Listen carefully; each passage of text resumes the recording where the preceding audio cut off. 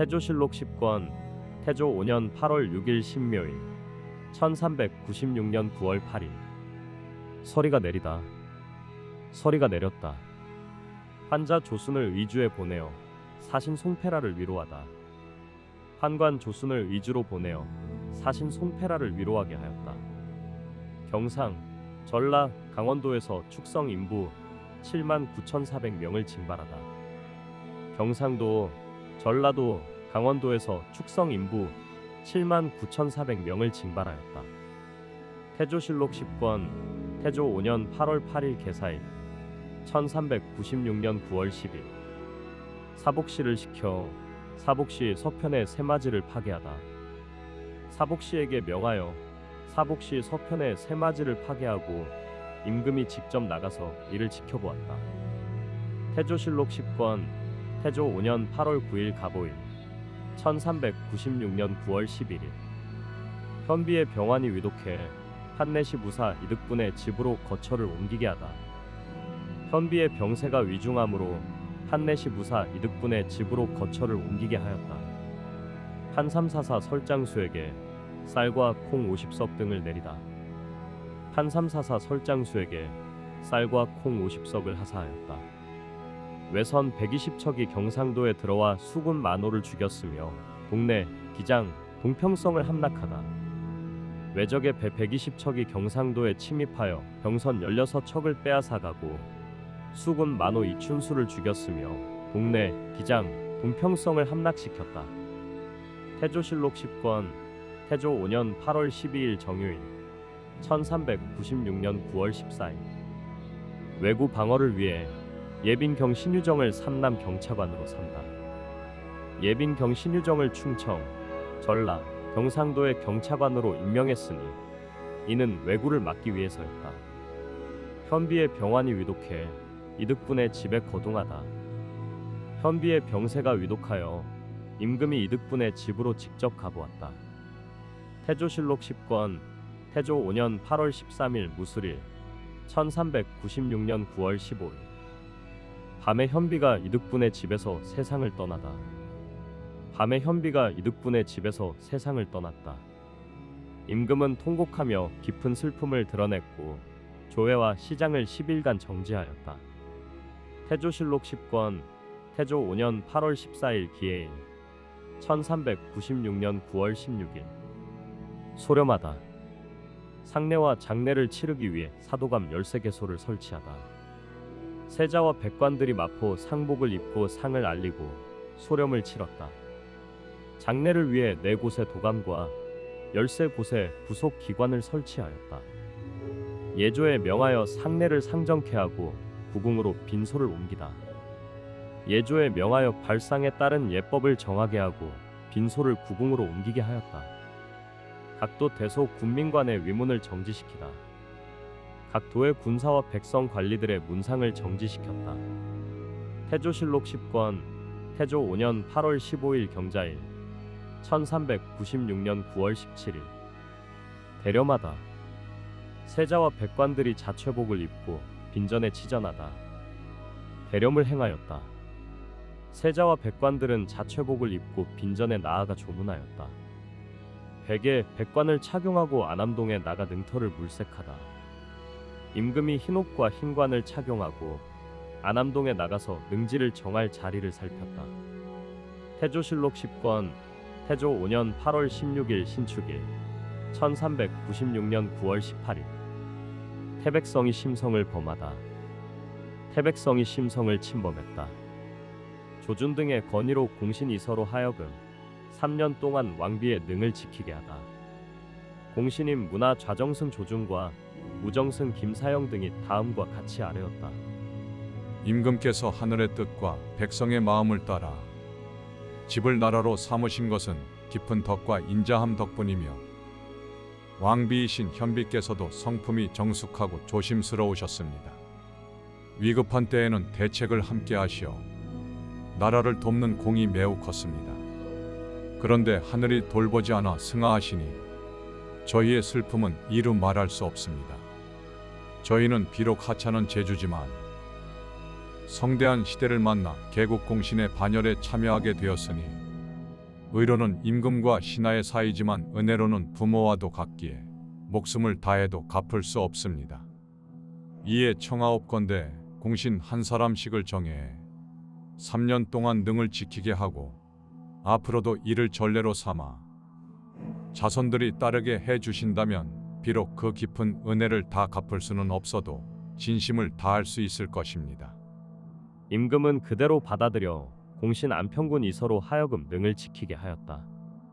태조실록 10권 태조 5년 8월 17일 이민일 1396년 9월 19일 도성 감역관 박이가 도를 운반하다 이사위 집에 울타리를 헌데 대한 시비. 도성 공사 감역관 박이가 군인들에게 큰 돌을 운반하게 하다가 길이 좁아 전 밀직 이사위 집에 울타리를 철거했다. 이에 이사위가 박이를 때리고 욕을 하였다.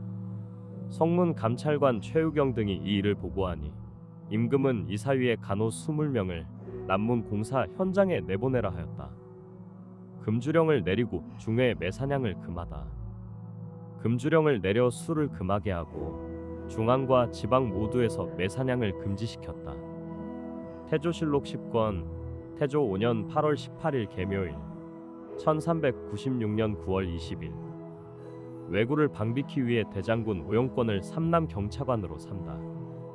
대장군 오용권을 충청도, 전라도, 경상도의 경차관으로 임명했으니 이는 왜구를 막기 위함이었다. 왜적이 경상도에 들어와 통양포 병선 9척을 탈취해 가다. 왜적이 경상도에 침입하여 통양포에서 병선 9척을 빼앗아갔다. 태조실록 10권 태조 5년 8월 20일 을사일 1396년 9월 22일 행주에 거둥하여 능지를 보았으나 모두 뜻에 맞지 않다. 임금이 행주에 나가 능지를 살펴보았으나 마음에 드는 곳이 없었다. 서운관의 유한우, 배상충, 이양달 등이 서로 좋은지 나쁜지를 두고 다투어 결정을 짓지 못하자 임금이 크게 화를 내어 모두에게 매를 내렸다. 태조실록 10권 태조 5년 8월 21일 병오일 1396년 9월 23일 안암동에 거둥하여 능지를 잡았으나 그 이튿날 파보니 물이 솟아 중지하다. 임금이 안암동에 나가 능지를 정하고 이튿날 그 땅을 파보게 하였으나 물이 솟아나 중단하였다.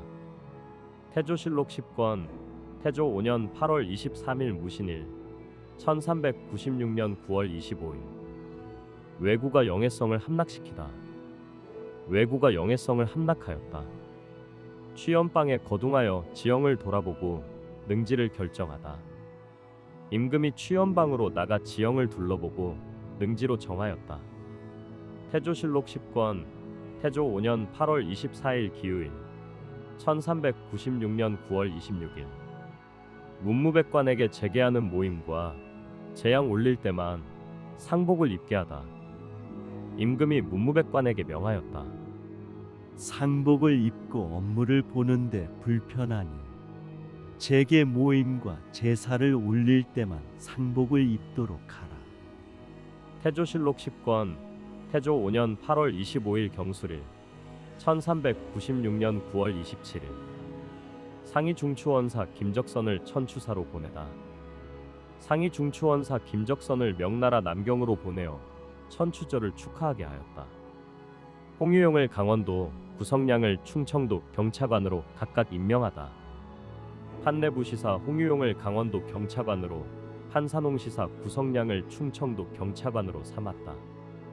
태조실록 10권 태조 5년 8월 26일 신해일 1396년 9월 28일 왜구 방비를 위해 삼남 도찰리사와 각도 조전 절제사 등을 임명하다.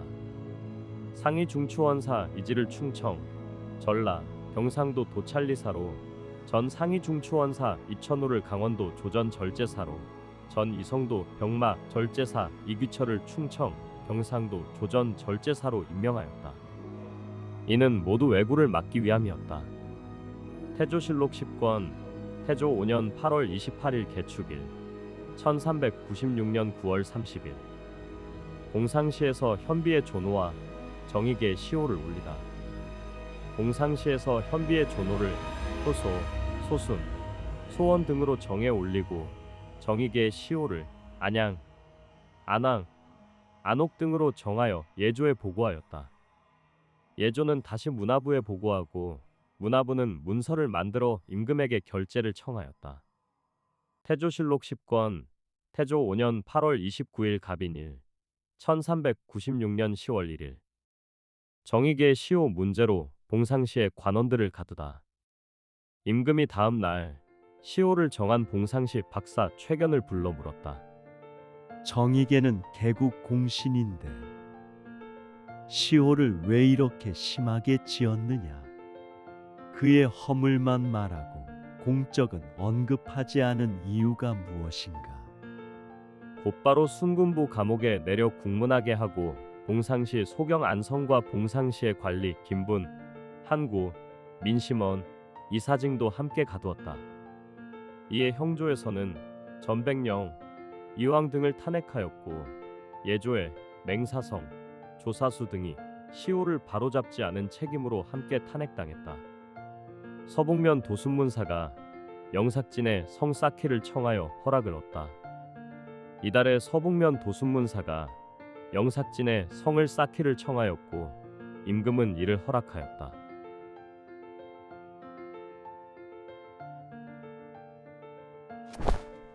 태조실록 10권 태조 5년 9월 1일 병진일 1396년 10월 3일 천변 지괴 때문에 백악산에 제사 지내고 여러 절에 소제법석을 베풀다. 천재지변이 여러 차례 일어났기 때문에 임금은 참참문화부사 안익과 정당문학 한상질에게 명하여 백악산에 제사를 지내게 하였다. 또 여러 절에 사람을 보내어 재앙을 없애는 불교의 법회인 소제법석을 열게 하였다. 태조실록 10권 태조 5년 9월 5일 경신일 1396년 10월 7일 정익의 시호 문제로 최견, 안성, 김분 등이 유배가다. 형조에서 율령에 따라 다음과 같이 처벌을 정하였다. 최견은 교수형에 해당하고 안성과 김분 등은 곤장 100대에 3년 도형으로 정하였다. 좌정승 조준이 이 소식을 듣고 안타까워하며 최견의 죄가 과연 그 정도까지 되겠는가? 라고 하며 판삼사사 설장수와 전서 당성과 함께 의견을 모아 법문을 들고 직접 임금에게 들어가 아뢰었다. 임금은 이 의견을 받아들여 최견은 곤장 100대를 쳐서 김해로 유배 보내고 안성은 축산으로, 김부는 각산으로, 민심원은 순천으로, 이사징은 강주로 각각 유배하였다. 또 전백령, 이황, 맹사성, 조사수 등은 파직하고 정익의 시호는 새로 양경으로 고쳐주었다. 태조실록 10권 태조 5년 9월 6일 신유일 1396년 10월 8일 7일까지 안개가 끼다. 이날 안개가 끼었고 초 7일에도 역시 안개가 끼었다. 태조실록 10권 태조 5년 9월 9일 갑자일 1396년 10월 11일 시호를 헌의할 때 봉상 판사 이하가 의논해 사사에 전보하여 아를 것을 건의하다. 사사에서 상소하였다. 시호를 정하는 일은 나라의 중요한 일이므로 봉상 박사 한 사람만으로 정하게 해서는 안 됩니다. 봉상 판사 이하 여러 관리가 함께 의논한 뒤 사사에 알려 사사가 임금께 올리도록 하는 방식으로 제도를 정해 주시기를 바랍니다. 사명을 받들고 오래 지체한 신유정, 오용권을 순군옥에 가두다. 신유정과 오용권이 부여받은 사명을 수행하지 않고 오래 지체했기 때문에 순군옥에 가두었다. 도성 역사를 시찰하고 감독관에게 수를 내려주다. 임금이 도성의 공사 현장을 둘러보고 감독관들에게 수를 내려주었다. 능 만드는 역사를 둘러보다. 임금이 왕비 능을 만드는 공사 현장을 살펴보았다. 제주 목사 여의손과 그의 모친에게 비단과 쌀을 내려주다. 제주 목사 여의손에게 비단을 하사하고 그의 모친에게 쌀 30석을 내려주었다. 태조실록 10권 태조 5년 9월 12일 정묘일 1396년 10월 14일 형조에서 이사위가 박이를 구타하고 욕설한 죄를 논하니 순군옥에 가두다. 형조에서 상소하여 이사위가 박이를 때리고 욕한 죄를 논하니 임금이 명령하여 이사위를 순군부 감옥에 가두게 하였다. 태조실록 10권 태조 5년 9월 13일 무진일 1396년 10월 15일 현비의 상사 기간 중 술 마시고 고기를 먹은 상장군 오용권 등이 탄핵당하다. 형조에서 상장군 오용권, 대장군 심진과 노상해, 중군 장군 윤보로, 좌군 장군 이사근 등이 현비의 장례 중 곡하고 조문할 때 술을 마시고 고기를 먹었다고 탄핵당했다. 처음에는 파직만 하였으나 형조가 다시 강하게 탄핵하자 그들의 관직 임명장을 거두는 것을 허락하였다. 태조실록 10권 태조 5년 9월 14일 기사일 1396년 10월 16일 한상군 조인옥의 졸기. 한상군 조인옥이 세상을 떠났다. 조인옥은 본관이 한양이며 판도 판서 조돈의 아들이었다. 공민왕 때 벼슬을 시작하여 산원이 되었고 여러 벼슬을 거쳐 상호군에 이르렀다. 무진년의 위화도에 이른 태조를 따라갔다가 회군의 모의에 참여해 전법 판서가 되었고 기사년에는 우부대원이 되었다. 임신년에 태조 추대 모의에 동참하여 태조가 즉위하자 중추원 부사로 임명되었고 수충 좌명 개국 공신이라는 공신호를 받았다. 을해년에 한상군에 봉해졌고 병으로 죽었다. 유관 기관에 명하여 예법에 맞춰 장례를 지내게 하고 시호는 충정이라 하였다. 조인옥은 젊을 때부터 절개가 있었고 글도 좀 읽을 줄 알아 옛사람들의 업적을 말하기를 좋아하였다. 회군 당시 남은 등과 비밀리에 태조를 추대하려고 모의했으나 태조의 위험이 두려워 말을 꺼내지 못했다가 돌아와서 그 뜻을 태종에게 아뢰었다. 태종은 이를 듣고 비밀을 지키라 하였고 임신년에 남은 등과 함께 다시 아뢰어 결국 계획을 성사시켰다. 경인년에 태조의 사당에 배양되었다. 아들은 조내, 조제, 조관, 조갱이다. 태조실록 10권 태조 5년 9월 15일 경호일 1396년 10월 17일 의장과 호의를 갖추고 경복궁으로 옮기다. 임금이 의장과 호의를 갖추고 경복궁으로 들어갔다. 태조실록 10권 태조 5년 9월 18일 계유일 1396년 10월 20일 군신을 인솔하고 성절을 할애하다. 사신들에게 연회를 베풀다. 임금이 문무백관을 이끌고 명나라 황제의 생일인 성절을 경축하였다. 명나라 사신 우우 등이 먼저 월대 위에서 5배 삼고두례를 행하였고 임금은 태평관으로 가서 사신들에게 연회를 베풀었다. 태조실록 10권 태조 5년 9월 22일 정축일 1396년 10월 24일 이사위를 석방시키다. 이사위를 감옥에서 풀어주었다. 태조실록 10권 태조 5년 9월 24일 김요일 1396년 10월 26일 신유정 오용권 등의 죄를 용서하다 신유정과 오용권의 죄를 사면하였다. 성 쌓는 일이 끝나자 인부들을 돌려보내다. 강문의 이름 성 쌓는 일을 마친 뒤 인부들을 고향으로 돌려보냈다. 봄에 쌓았던 곳 중 물이 솟아 무너진 부분이 있어서 돌로 다시 쌓고 곳곳은 토성으로 이어 쌓았다. 운제도 비 때문에 무너진 곳이 있어 다시 쌓고 수로 조절을 위해 운제 하나를 따로 만들어 수세를 나누었으며 돌로 낮은 곳은 더 보강했다. 강문에는 누각을 세웠다. 정북은 숙청문, 동북은 홍화문, 정동은 흥인문, 동남은 광희문, 정남은 숭례문, 소북은 소덕문, 정서는 도니문, 서북은 창희문이라 이름 붙였다.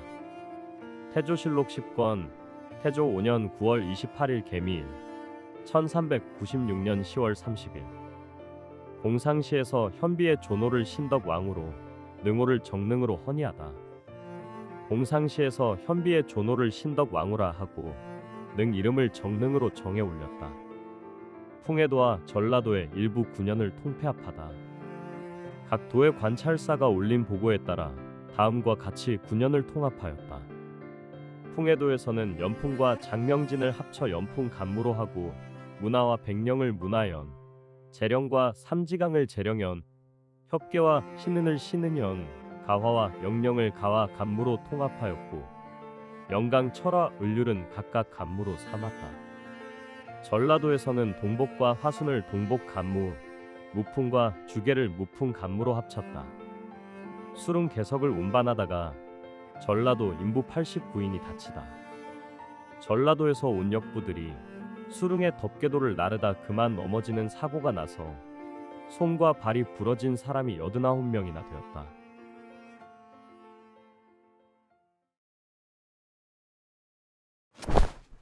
태조실록 10권 태조 5년 10월 1일 의료일 1396년 11월 1일 도성 제조 권합 박자안 신유연에게 내구마 한 필씩을 내려주다. 도성 공사를 총괄한 권합 박자안 신유연에게 궁중에서 기르는 말 한 필씩을 하사하였다. 태조실록 10권 태조 5년 10월 2일 병술일 1396년 11월 2일 거둥하여 성 쌓는 역사를 둘러보다. 임금이 친히 성 쌓는 현장을 둘러보았다. 태조실록 10권 태조 5년 10월 3일 정해일 1396년 11월 3일 참참문화부사 안익과 동지중추원사 김희선을 하정사로 보내다. 참참문화부사 안익과 동지중추원사 김희선을 명나라 수도 남경으로 보내어 이듬해 정월 초하루에 드릴 새해 축하 인사를 준비하게 하였다. 태조실록 10권 태조 5년 10월 4일 무자일 1396년 11월 4일 안개가 끼다. 안개가 꼈다. 태조실록 10권 태조 5년 10월 5일 기축일 1396년 11월 5일 아일 조에는 오경 4점 대조에는 오경 1점에 걸문에 모이게 하다. 백관들에게 명하여 아일 조에는 새벽 오경 4점 대조에는 오경 1점에 궁궐 문 앞에 모이도록 하였다. 태조실록 10권 태조 5년 10월 10일 가보일 1396년 11월 10일 좌정승 조중과 판중추원사 이근에게 신덕 왕후의 시책을 올리게 하다. 좌정승 조중과 판중추원사 이근에게 명하여 신덕 왕후의 시책을 올리게 하였다. 복업인 이상자와 강충을 전라도에 두다. 복업인인 이상자와 강충을 전라도에 두었다. 태조실록 10권 태조 5년 10월 11일 을미일 1396년 11월 11일 임금의 탄일이라 중에게 금강경 을릴게 하다. 죄수를 석방하고 우연보 이전을 복권시키다. 임금의 생일이라 절에서 스님 108명을 불러 밥을 먹이고 금강경 을릴게 하였다. 중앙과 지방의 이죄 이하의 죄수들을 모두 석방하고 우연보와 이전 등에게 몰수했던 재산을 돌려주었다. 태조실록 10권 태조 5년 10월 13일 정유일 1396년 11월 13일 유성이 위성에서 나와 천장군 자리로 들어가다. 유성이 위성에서 나와 천장군 자리로 들어갔다. 태조실록 10권 태조 5년 10월 14일 무술일 1396년 11월 14일 각도 주군의 들쑥날쑥한 경계를 다시 정하다. 각도의 주군 경계가 들쑥날쑥 개어금니처럼 물려있어 긴 곳은 자르고 짧은 곳은 보태어 경계를 다시 정하자는 안을 조목으로 올리니 임금이 그대로 따랐다. 태조실록 10권 태조 5년 10월 17일 신축일 1396년 11월 17일 검교 참참문화부사 오중화의 졸기. 검교 참참문화부사 오중화가 세상을 떠났다. 오중화는 나주 동복 출신으로 아버지는 구성군 오선이다. 고려 시절 판밀직사사까지 올랐다. 공민왕 때 태조가 개성으로 올라왔을 때 오선이 태조를 보고 기이하게 여겨 아들 오중화를 부탁하며 나는 늙어 곧 죽을 것이니 내 자식을 잘 보살펴 주시오. 라고 말하였다. 태조가 잠저에 있을 때 오중화를 후하게 대접했고 즉위한 뒤에는 삼사 좌복야로 삼았다. 그러나 오중화는 성격이 단정하지 못해 거짓말로 사람들을 의심하게 했고 결국 크게 쓰이지 못했다. 새 집을 짓고 벽을 바르기 전 기둥에 소를 메어 두었는데 소가 놀라 기둥을 뽑아버려 그 밑에 있던 오중화가 깔려 죽었다. 아들은 오승과 오제가 있다. 태조실록 10권 태조 5년 10월 18일 이민일 1396년 11월 18일 도망병 누군도 등 25명을 요동으로 압송하다. 전중 경곽경희를 보내어 도망에 온 군사 누군도 등 25명을 압송하여 요동으로 보냈다. 고려 시중 최영의 시호를 주게 하다. 공상시에 명하여 고려 시중 최영에게 시호를 내리게 하였다. 알도리 족의 소울마 월자 등이 와서 박물을 바치다. 알도리 부족의 소울마 월자 등이 와서 예물로 박물을 바치자 배와 삼배, 면포 각각 20필씩을 하사하였다. 태조실록 10권 태조 5년 10월 22일 병오일 1396년 11월 22일 천둥이 치다. 천둥이 쳤다. 태조실록 10권 태조 5년 10월 23일 정미일 1396년 11월 23일 최운해와 이규철을 경상도와 충청도의 도절제사로 임명하다. 지중추원사 최운해를 경상도의 병마 도절제사로 삼고 전 이성 병마사였던 이규철을 충청도의 병마 도절제사로 삼았다. 복업인 고겸 등 6인을 충청도에 살게 하고 땅과 집을 주다. 복업인 고겸 등 6명을 충청도에 살게 하고 토지와 집을 주었다.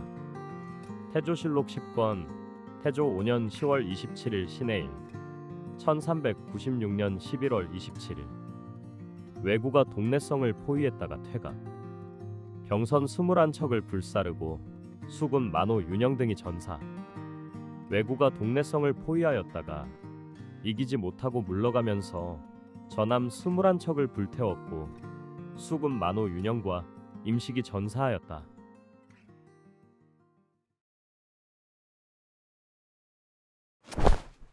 태조실록 10권 태조 5년 11월 1일 을묘일 1396년 12월 1일 중군의 두끼가 저절로 움직이다.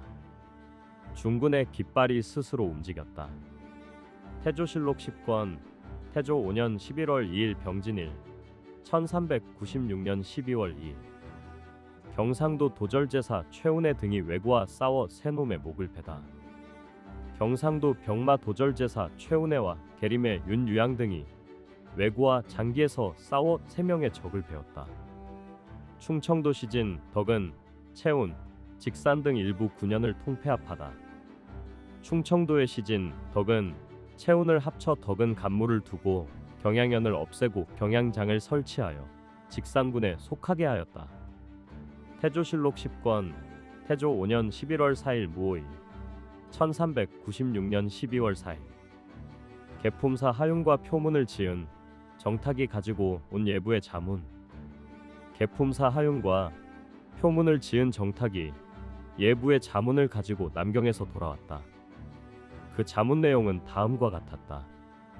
우리 예부의 장병 등 관원이 황제의 명을 받들어 말하오니 지난번에 조선에서 보낸 표문 중에 그를 지은 사람이 일부러 희롱하고 모욕하는 표현을 넣었다. 그래서 사신 유고 등 6명을 경사에 머물게 하고 그 글을 지은 정도전을 경사로 보내라 명했었다. 그런데 이번에 온 사신은 조선 국왕이 정도전은 병이 무거워 요양 중이라 올 수 없다고 하며 표문을 같이 지은 정탁 등 3명만 보냈기에 이들을 신문하였더니 모든 관원이 수재들이 표문을 지었다고 하였다. 지난번 유고 등은 수재가 아니므로 모두 돌려보냈고 이번에 온 이들도 지난번 수재들과 함께 곧 돌려보낼 것이다. 이들 선비들은 옛일과 고사를 널리 알아 표문에 희롱과 모욕의 말을 넣었다. 조선 국왕이 아니라 이 몇몇 유생이 한 일로 보인다. 짐이 보기에 이들은 우리 중국의 천한 자 하나만도 못하다. 옛날 초나라가 정나라를 쳤을 때 군사가 저거 패하자 정나라가 초나라 악공인 종이를 포로로 잡아 진나라에 바쳤다. 진나라 공이 남관 쓴 자는 누구냐 묻자 관원이 정나라가 보낸 초나라 포로입니다라고 하였다. 종이는 악공이었으나 응답하는 말이 모두 중도에 맞고 군자의 뜻이 있어 법문자가 그를 돌려보내면 전쟁이 끝날 것이라 하여 후하게 대우해 돌려보냈다. 실제로 초나라가 종이가 돌아온 것을 진나라의 덕이라고 하며 전쟁을 멈추어 수십 년의 전란을 없앴다. 이것은 한 사람의 천인이 군자의 덕을 품고 있어 난리를 풀고 백성을 편안하게 한 것이다. 조선의 선비 몇은 초나라 악공만도 못하다. 이런 자들은 억류의 왕을 섬기지 못하게 해야 한다. 도리로서 임금을 돕고 군사로서 강한 체하지 말라는 옛말이 있는데 이들은 힘을 다하지 않고 감히 적대하여 백성에게 화를 끼쳤다. 예부는 조선 국왕에게 글을 보내라. 이런 자들은 중국에 둘 필요도 없으니 낮은 벼슬을 주기만 하라고 하라. 태조실록 10권 태조 5년 11월 5일 기미일 1396년 12월 5일 왜구가 평해성을 포위하다. 왜구가 평해성을 포위하였다. 태조실록 10권 태조 5년 11월 6일 경신일 1396년 12월 6일 요동 백호아질이 죽게 된 경과를 추궁하는 명좌군 도독부의 자문. 사은 진표사 권중화와 진전사 구성로 그리고 남경에 억류되어 있던 사신 유구와 정신이가 남경에서 돌아왔다. 정신이가 명나라 좌군 도독부의 자문을 전했는데 내용은 다음과 같았다. 본부 좌도독 양문 등 관원이 황제의 명을 받들어 말하오니 작년 5월 조선의 진마 사신 양첨식 등이 귀국할 때 요동 도사에서 백호 하질과 군인 유완자 등 10명을 시켜 압록강까지 호송하게 하였다. 압록강에 이르자 조선 사신이 좋은 말로 백호와 군사들을 설득하여 강 건너 의주 만호부의 관사에 머물게 하였고 예를 다하지 못한 방식으로 접대하며 말이 많았다. 그러자 백호 하질은 그 말을 납득하지 않고 압록강을 건너는 중에 배가 강이 중간쯤 이르렀을 때 배를 젓던 사람 하나가 하질의 옷깃 단추를 잡아채 강물에 던져버렸다. 하질은 강물에 빠져 죽었는데 이것이 조선 국왕의 계획이었는가? 아니면 의주 만호의 소행인가? 이런 가벼운 행동과 간사함이 화근을 만든 것이다. 이에 좌군 도독부로 하여금 조선 국왕에게 자문을 보내니 의주 만호에게 와서 진실을 밝히게 하라. 고 하였습니다. 권중화 등이 김적선 일행이 등주에서 배가 부서져 익사했음을 아뢰다. 권중화 등이 말하였다. 김적선 등이 등주 앞바다를 지나던 중 풍랑을 만나 배가 부서졌고 일행이 모두 물에 빠져 죽었습니다. 태조실록 10권 태조 5년 11월 8일 임술일 1396년 12월 8일 태평관에 거동하여 사신 우우 등을 적대하다. 임금이 태평관으로 거동하여 사신 우우 등을 적대하였다. 이날 처음으로 고기 요리를 대접하였다. 태조실록 10권 태조 5년 11월 9일 개해일 1396년 12월 9일 환관 왕해가 말에서 떨어져 영접관과 적반사에게 행패를 부리다. 사신 우우 등이 궁궐에 와서 사례를 올렸다. 그런데 환관 왕해가 말에서 떨어진 뒤 화를 내어 영접관 정빈을 채찍질하였다. 이를 적반사 경응 윤 장자충이 말리다가 역시 곤욕을 당하였다. 이 소식을 들은 임금은 사신에게 말을 잘못 배정한 책임을 물어 공역서의 관리 최득경을 순군옥에 가두었다. 곽충보와 이천우를 강릉도에 보내어 왜구를 방비케 하다. 상의중추 곽충보와 전 상의중추 이천우를 강릉도에 보내어 왜구의 침입에 대비하게 하였다. 태조실록 10권 태조 5년 11월 10일 갑자일 1396년 12월 10일 상의문화부사 도응을 광암사에 보내어 성변에 소재 법석을 베풀다. 상의문화부사 도응을 광암사에 보내어 별의 이상 징후로 생긴 재앙을 없애기 위한 불교 의식 법석을 열게 하였다. 하성절사 조반이 남경에서 돌아오다. 하성절사 조반이 명나라의 남경에서 돌아왔다. 태조실록 10권 태조 5년 11월 13일 정묘일 1396년 12월 13일 경상도 도절제사 최운해가 왜구를 쳐 죽이니 왜구가 강원도로 향하다. 경상도 도절제사 최운해가 영해에서 왜구를 공격해 죽이니 왜구가 배를 타고 도망쳐 강원도로 향하였다. 태조실록 10권 태조 5년 11월 15일 기사일 1396년 12월 15일 월식이 있었다. 월식이 있었다.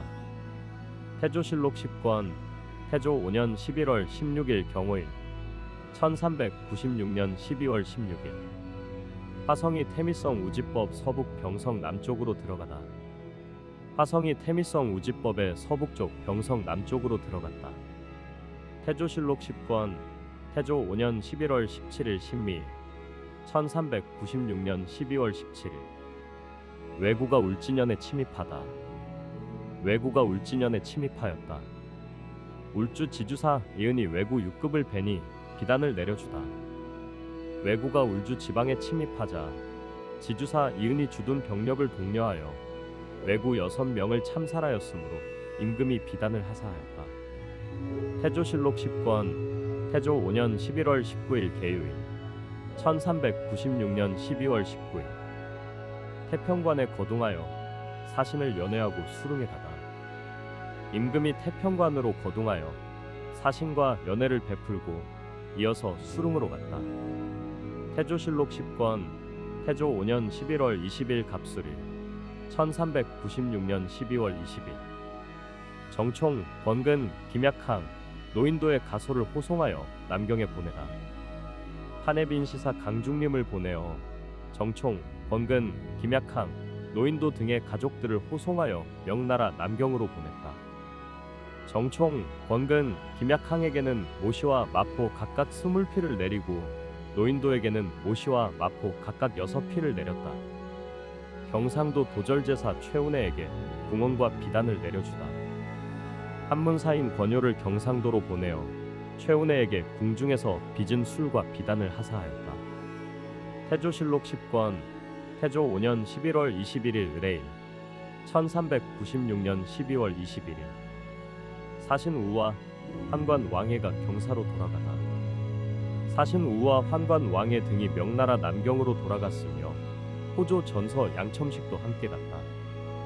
도당에서 각 도의 역마가 짐을 싣는 무게를 60근으로 제한하다. 도당에서는 각 도의 역마의 짐을 싣는 무게를 60근으로 제한하고 무게를 측정한 뒤에야 이동할 수 있도록 하였다. 태조실록 10권 태조 5년 11월 23일 정축일 1396년 12월 23일 3사 우복야 권하 등을 강원도에 보내어 왜구를 반비케 하다. 3사의 우복야 권하와 상위 중추원 부사 장사정 한성 윤조익수를 강원도로 보내어 왜구에 대비하게 하였다. 위구르인 출신인 설장수에게 관양을 계림으로 정해주다. 판삼사사 설장수에게 관양을 계림으로 정해주었다. 설장수는 본래 위구르 사람이다. 백관이 모두 상복을 벗다. 모든 관료가 상복을 벗었다. 사돈을 맺자는 명나라 황제의 말과 사신유구, 권중화 등이 돌아온 데에 대한 사은표문 판삼사사 설장수와 중추원 부사 신유연을 남경에 보내어 황제의 은혜에 감사하는 뜻을 표했다. 표문의 내용은 다음과 같았다. 배신 하윤 등이 남경에서 돌아와 황제의 말씀을 전하길 나는 진심으로 우호 관계를 맺고자 한다. 내 자식들은 아들은 많고 딸은 적은데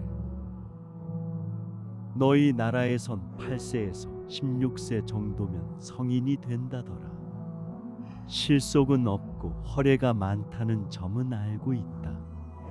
너와 우정을 맺으려 하니 성의를 다하고 사건을 만들지 말아라고 하셨습니다. 또한 예부의 자문에서 사신 유구 등은 수재가 아니므로 본국으로 돌려보낸다는 말씀이 있었으니 신은 그 은혜에 깊이 감사드리고 온 나라 백성들도 크게 기뻐하고 있습니다.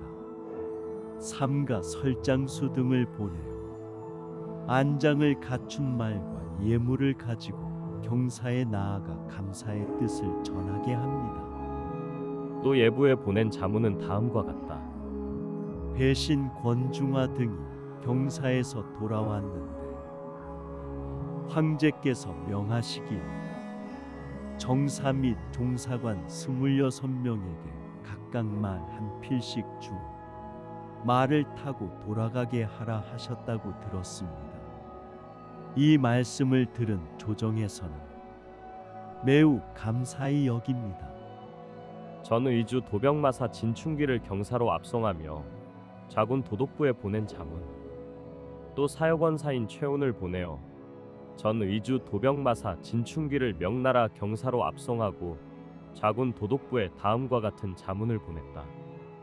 자문을 받아보니 본부의 좌도독 양문 등이 황제의 명을 받들어 말하기를 작년 5월 조선의 진마 사신 양첨식이 돌아갈 때 요동 도사에서 백호 하지를 보내 호송하게 했는데 하질이 강에 빠져 죽었다.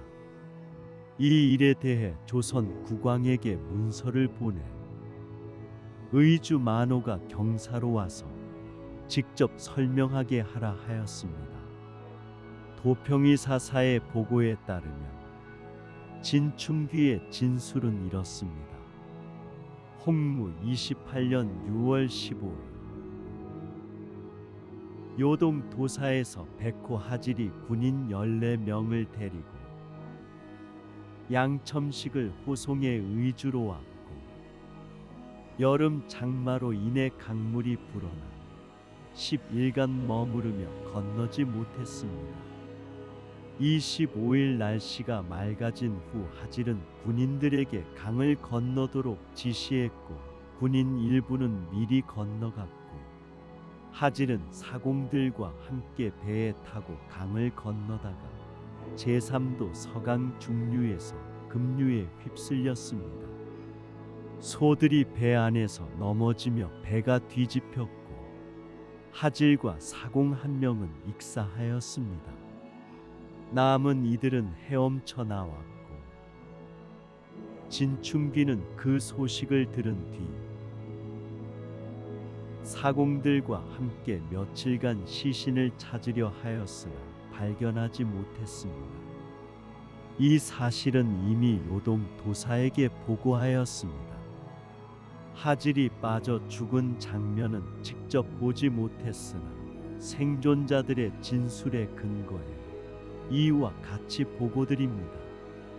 이에 따라 진충귀와 당시 뱃사공들을 통사 최운에게 맡겨 경사로 우선 압송합니다. 태조실록 10권 태조 5년 11월 30일 경신일 1396년 12월 30일 의흥 3군부에서 역대 강무 제도를 참고하여 강무를 시행할 것을 상소하다.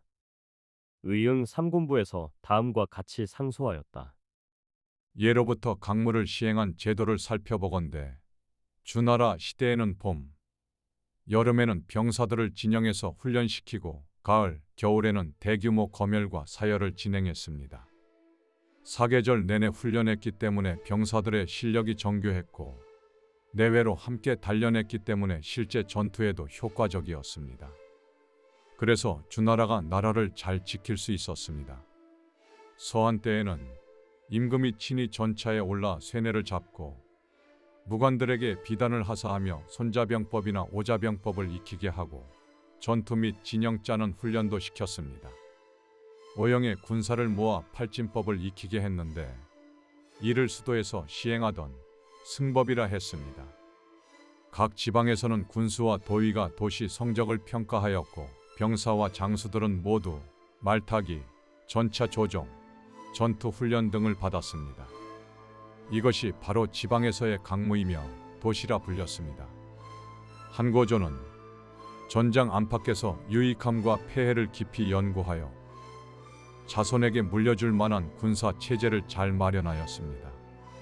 반면 진나라가 강무 제도를 1차 군사 훈련은 중국 중심에서만 시행되고 전면적인 훈련은 사라졌습니다. 비록 국력이 강해 천하를 호령했지만 한 사람의 반란도 막지 못하고 함곡관조차 지키지 못했습니다. 이는 모두 강무 제도를 잃었기 때문입니다. 동안 시대에도 위, 후에 벼슬을 폐지하고 도시 업무를 없애며 전차와 수군 훈련도 중단했습니다. 이후에는 전혀 대비가 없어졌고 그 틈을 타 오랑캐가 침입하여 한번 전쟁이 나면 백성들이 갑자기 방어에 나서야 했으며 활쏘기나 말타기도 배우지 못한 채 강력한 적과 마주했기 때문에 번번이 패했습니다. 가르치지 않고 싸움에 내보내는 것은 백성을 버리는 일이니 이런 실패의 원인을 따진다면 광무제조차 그 책임을 피할 수 없습니다. 전하께서는 신령하고 무예에 뛰어난 자질로 나라의 기틀을 세우시고 예법과 문물은 차례차례 갖추셨지만 유독 강무만은 시행하지 않고 계시니 이는 성대의 골전이라 하겠습니다. 바라건대 전국의 강무를 명하시어 평상시에도 위태함을 대비하는 정책을 세우시고 강무를 자주 할지 드물게 할지는 시대와 상황에 맞게 조절하되 옛 제도를 바탕으로 새롭게 정리하셔서 사냥과 강무를 병행하는 그림을 만들고 수도에서는 매철의 마지막 달에 짐승을 사냥의 종묘와 사직에 바치며 지방에서는 봄, 가을에 사냥과 강무를 함께 시행하여 그 지방의 신에게 제사 지내게 하면 무예가 익숙해지고 신과 사람도 화합할 것입니다. 강무 시에는 임금께서 친히 나아가시거나 대신이 대리하여 의식을 행하고 지방 관원이 감독하며 성적을 평가하게 하되 이 절차는 예관으로 하여금 상세히 규정하도록 하소서. 임금이 그대로 따랐다.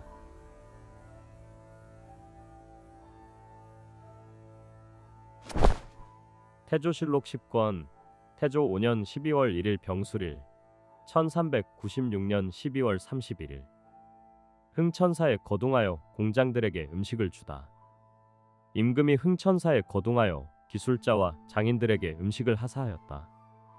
태조실록 10권 태조 5년 12월 3일 정해일 1397년 1월 2일 일기도 대마도를 정벌하러 떠나는 우정승 김사영 등에게 내린 교서. 문하 우정승 김사영을 오도 병마 도통처치사으로 임명하고 예문춘추관 태학사 남재를 도병마사, 중추원 부사 신극공을 병마사로, 전 도관찰사 이무를 도채찰사로 임명하였다.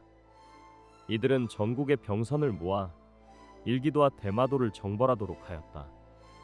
임금은 남대문 밖까지 나가 직접 전송하고 김사영에게는 부월과 교서를 내렸으며 안장을 갖춘 말과 털관, 갑옷, 활과 화살, 약상자도 함께 하사하였다.